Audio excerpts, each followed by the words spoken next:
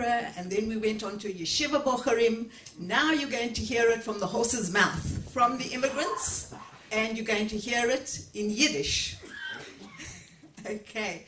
And we're also changing our scene. We're moving from Capetown, we're moving to Johannesburg. And that was the destination of the majority of the immigrants. Okay. From their arrival towards the end of the 19th century, the Jewish immigrants from Eastern Europe, Lithuania in particular, struggled to make sense of their lives in a remote land that differed vastly in landscape, climate, population, language and culture to that of the southwestern provinces of the Russian Empire they had left behind. Although a synagogue had been first established in the Cape Colony in 1841 and in Johannesburg in the South African Republic in 1887, it bore little resemblance to that with which they had been familiar in the old country. The largest wave of Eastern European immigration to South Africa occurred before the First World War, when the small population of approximately 4,000 English, German and Dutch Jews in 1880 was swelled to 50,000 in 1911. Whereas the Western European Jews were able to read the local newspapers, Yiddish-speaking Eastern Europeans could not. Thus, as early as 1890, the first of a series of short-lived Yiddish newspapers was published in Johannesburg. Then between, and this is something I don't think that you realize, between 1911 and 1985, a weekly Yiddish newspaper was published continuously, and I think that's quite an achievement, while a literary periodical of a high standard appeared between 1948 and 1995. Both of these, by the way, you can see pictures or images of in the pamphlet for the conference. Out of these, publications grew a body of literature that includes fiction, mainly short stories with 2 novels, poetry, drama, humor, essays, autobiography, as well as Jewish and local history. Themes in the literature are both inward-looking and self-critical, as well as outward-looking and political. Inwardly, the literature is soaked with nostalgia for the old country, Dahane, with sadness, pathos, and occasionally satire for the erosion of the traditional Jewish way of life. Externally, the literature is dominated by relations with the various population groups, particularly the rural Afrikaners and the majority of indigenous black peoples in the cities, on the mines, and on the farms. It describes the terrible hardships suffered by the African population as well as traditional African tribal customs. Writing in Yiddish, the authors are able to express more explicit criticism of South Africa's racial situation simply because it was not linguistically accessible to the censor. The experiences that are depicted in the literature dispel the rags to riches myth of South African Jewry, as immigrants were forced into remote, isolated outposts and into jobs that nobody else wanted.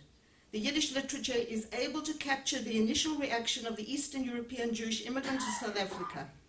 Failure looms large, and as Dan Jacobson so cogently expresses it in his preface to Joseph Sherman's seminal anthology of Yiddish stories in English translation, which I recommend, In a Land Far Off, published in 1987, the immigrants, or some of them, may have prospered, but in so doing, they and their children are described as having lost their most valuable and distinctive possession, their Jewishness, their Yiddishkeit. This paper is not intended to be a comprehensive survey and will address a selection of South African Yiddish writers. It deliberately does not address the 2 major South African Yiddish poets, David Frum and David Wolfe, who warrant individual treatment. The bulk of the Yiddish canon was written in Johannesburg and its environs, the destination of the majority of the immigrants, attracted by the discovery of gold in 1886. The Eastern European immigrants lived in the poorest areas in downtown Ferreirastown, originally a mining camp, where they lived in tin huts erected around courtyards. The emotions on arrival are best captured in poetry, and there is hardly an immigrant poet who does not write a poem entitled Elend, which means loneliness, and more than loneliness, it means desolation, utter desolation. The earliest poem encapsulating the desolation experienced by single male immigrants living around one of these courtyards was written in 1904 by Jacob Max Sherman. former yeshiva bocher from Pozval in the Kovno province of Lithuania, Sherman came to Johannesburg in 1903 at the age of 18 to join his father. On arrival, he worked as a shochet, a common profession for the new arrivals, and one for which they trained in Lithuania. I will read his description of his room, first in Yiddish, then in English.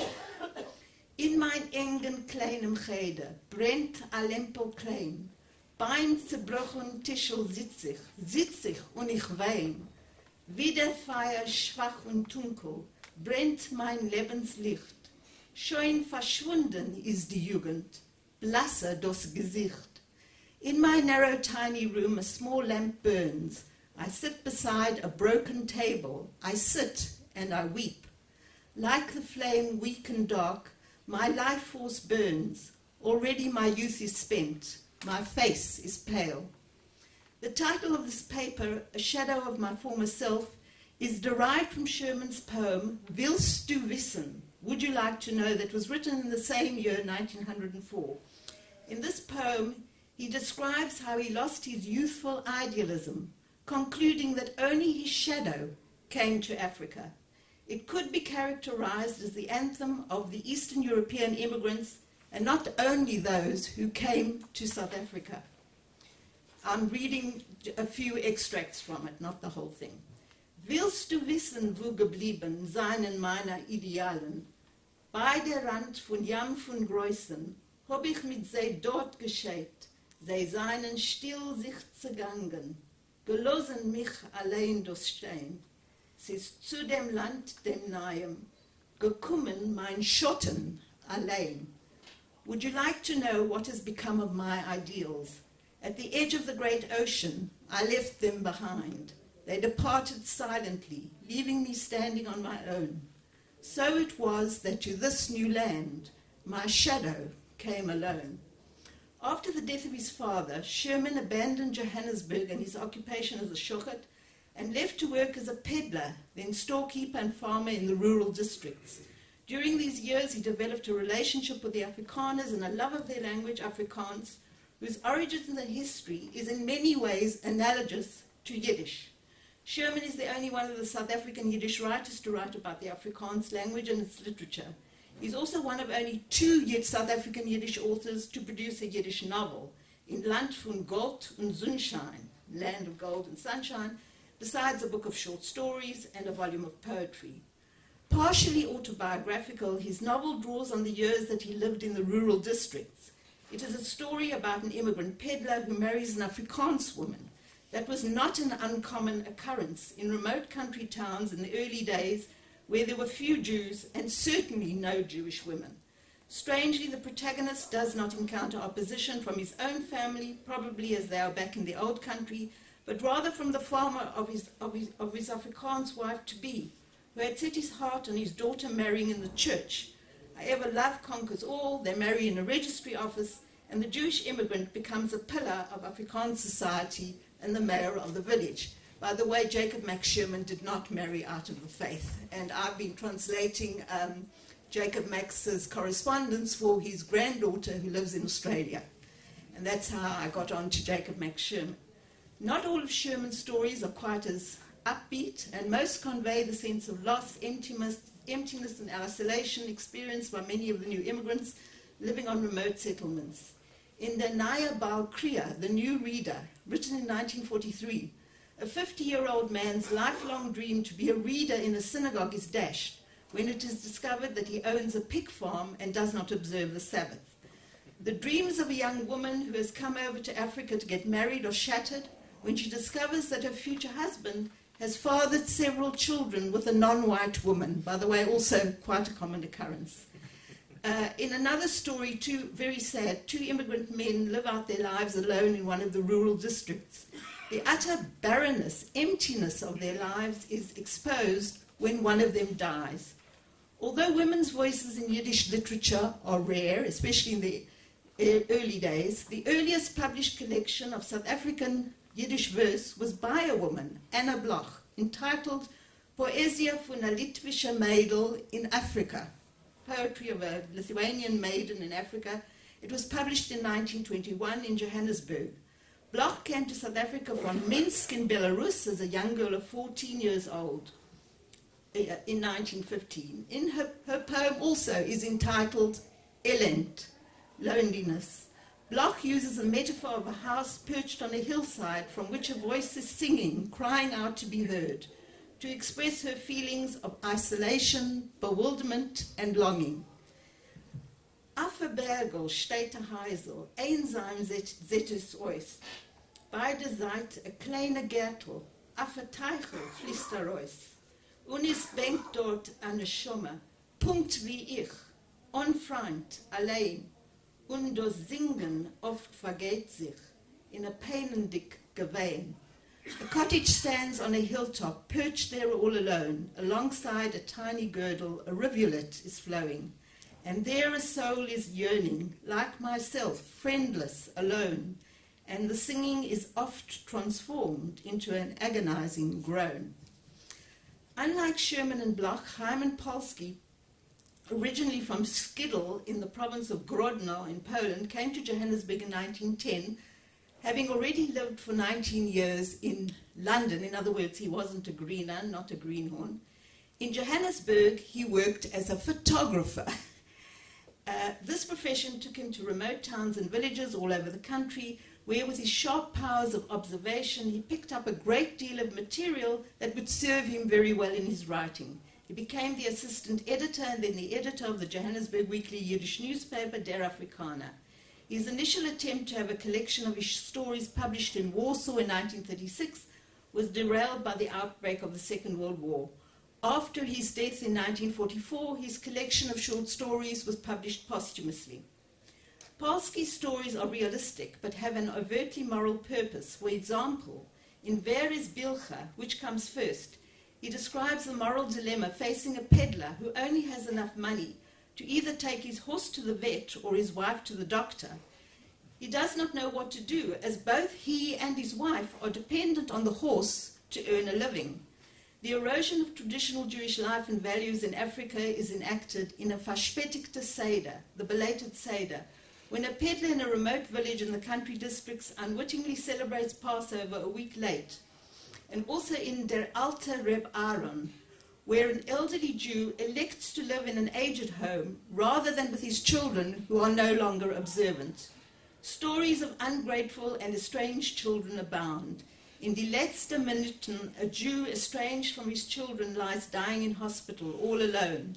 In the story Kinder, Children, and in Nit Bashert Kein Nachas, Not Fated for Joy, a couple sacrifices everything to send their son to study in England to be a doctor.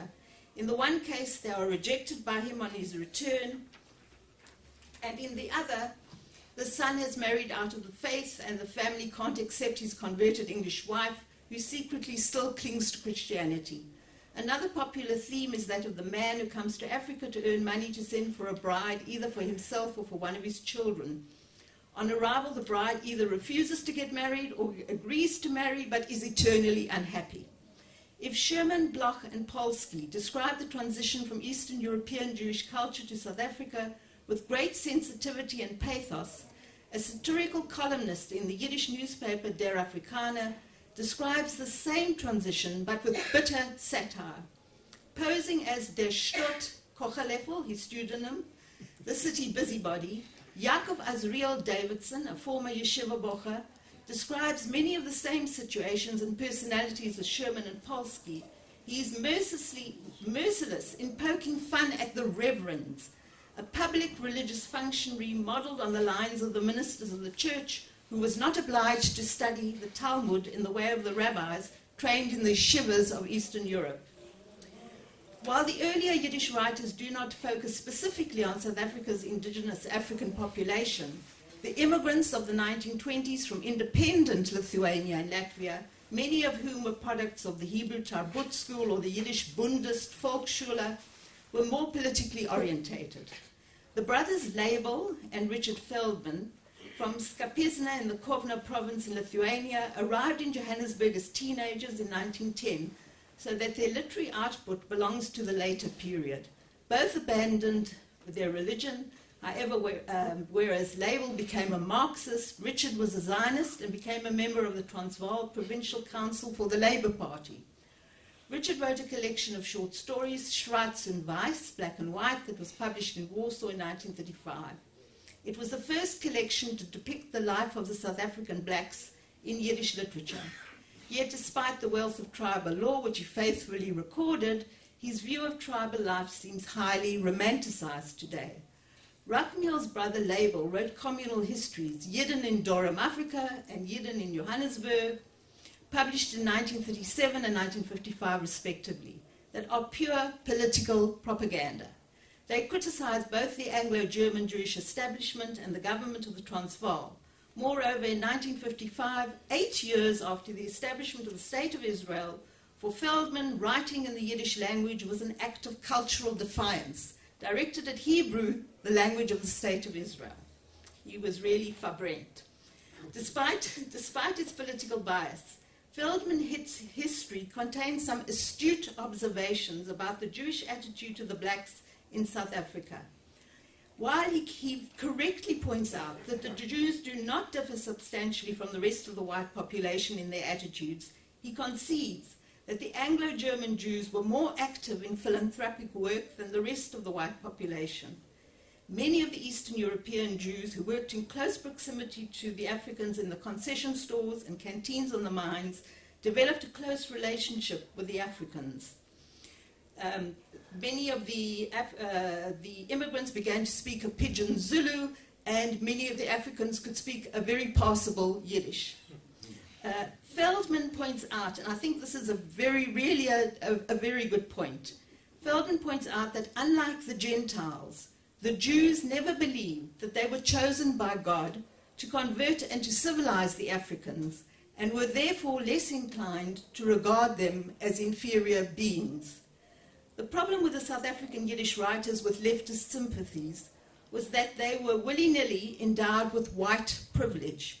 Thus, whether they liked it or not, they were forced into the role of colonialists, and several, including Label Feldman, became very wealthy. Consequently, their commitment to the left resulted in work written with sympathy from an outside position. It prods the conscience of its readers from a safe distance. Even if the criticism was more explicit than that expressed in English, it was still somewhat curtailed. All feared the law's savage reprisals, and you'll hear from Milton about this, particularly given the governing National Party's long history of anti-Semitism, which had culminated in the 1930s in open support of Hitler and the growth of neo-Nazi movements in South Africa. The system was pernicious, forcing the Africans themselves into racist behaviors in the attempts to afford their lighter-colored brethren the advantages of South Africa's racial hierarchy, where mixed-race peoples were more advantaged than black Africans. This is demonstrated in Richard Feldman's story, Der Kamm as Edes, the comb as evidence. Nehemiah Lewinsky, who came to South Africa from Lithuania in 1921, lived virtually his entire life in Bloemfontein, where he and his brother Beryl were the driving force behind the establishment of an active Yiddish circle, and even published 3 issues of a journal entitled Vrystaat Beginnen, Free State Dawn. Lewinsky's acute consciousness of the brutally unjust treatment of the blacks in South Africa found expression in his collection of short stories, published posthumously as Der Regen hat verspätet, the rains came late. Although always politically active on the left, Mendel Tabatsnik, who came to Johannesburg in 1927 from Mir in Belarus, where he had been the principal of the Volksschule, was wary to express his politics in his writings. His autobiography, Stapeln in mein Lebensweg, Steps in my life's journey, published in 1971, contains no hint of his political sympathies. One of the few overt expressions of his political leanings is contained in a charming poem that was published in Shmuel Rozhansky's Anthology of South African Yiddish Literature, Antologia Drom-Afrikanisch, in 1971. Very simply, it compares the lives of 2 young women, Minna and Lena, who live together in the same house, but one is the white daughter of the master of the house, and the other is a black domestic worker. I'm going to end off with this little poem because all of us who grew up in apartheid South Africa can identify with it only too well. It is entitled Mina und Lina, and you'll have to suffer me reading it in Yiddish and then in English. My translation, okay. Mina is 18, Mina is weiß. Lina is 18, Lina is schwarz. Leben sie beide bei Tag in ein Haus. Kommt on der Abend, geht Mina a raus. Lina bleibt über, zu njanschen das Kind. Und schwere Tagarbeit in Mietkeit zerrinnt. Mina zurückkommt spät in der Nacht, gewähnt auf a Party, getanzt und verbracht. Lina, sie geht kaum in Shanty rein, fällt wie a Snob und schlaft techef ein. A Sprotz auf Beginnen, schon wieder in Kich. Zuerst sie nimmt sich, zu putzen die Schicht. Zieht sich der Tag bis spät in der Nacht, von Mietkeit die Augen, sie wären vermacht. Mina dermont sich, gesehen ein Kleid. Läuft sie schon gicher und kauft es, afraid. Mina verschwendet an Oizer mit Geld. Es hilft ihr der Tata und kein Sach sie fällt. Lina, sie arbeitet, vergroschens mit Geld. Zu helfen ihr Taten auf Brot, was im fällt. Okay, it's not as potent in English, but I tried. Minna is 18, Minna is white. Lina is 18, Lina is black.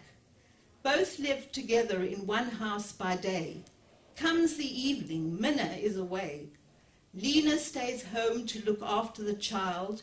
After a hard day's work, she is dead tired. Minna comes home late in the night. She has been to a party, has danced and feels light. Straight to her shanty Lina goes, falls down like a board, her eyes swiftly close.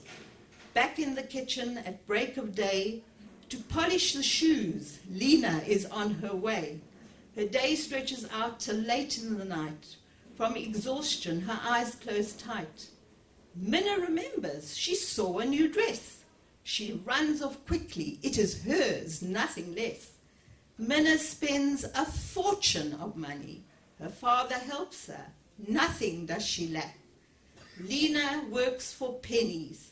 She helps her father to buy bread that he lacks.